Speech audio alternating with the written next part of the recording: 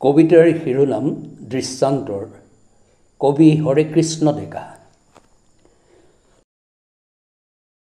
25 বছৰ আগতে এই ঠাইতেই এজনক লগ পাইছিলোঁ। আলি কেঁকুৰিটো আছিল কেঁচা, সময়টো আছিল গধূলি। তেওঁ নঙলামুখত বিচাৰি ফুৰিছিল নিজৰ ঘৰৰ পদূলি। এটা মজা ঘৰ, আকাশ ধিয়াই কেইজোপামান কাকিনি তামোল, ঘৰৰ দাঁতিত আগলি বাঁহৰ নমিত নমস্কাৰ। পূৰ্ণ জোনৰ লণ্ঠনৰ পোহৰতো কুকুৰি কণা মানুহজনে নিজৰ ঘৰ বিচাৰি পোৱা নাছিল। ওচৰত সহায় সাৰথি কেও নাছিল।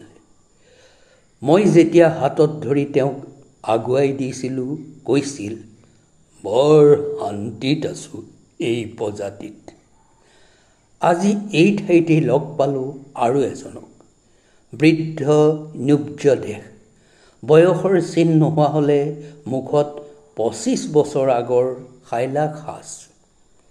সাতমহলীয়া ঘৰৰ বাহিৰত তেওঁ ৰৈ আছিল।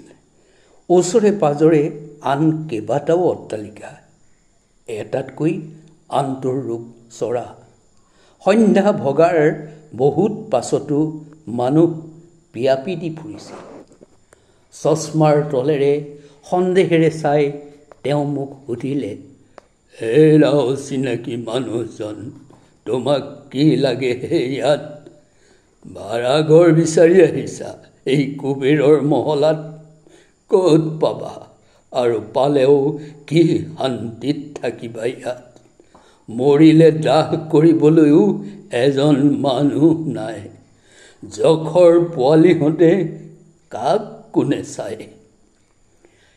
এই বুলি কৈ তেওঁ সাতমহলীয়া ঘৰৰ ভিতৰলৈ সোমাই গ'ল। এই কংক্ৰিটৰ হাবিখনত তেওঁক বিচাৰি নাপালোঁ আৰু। বৰ অশান্তিৰে উভতি আহিলোঁ। ধন্যবাদ।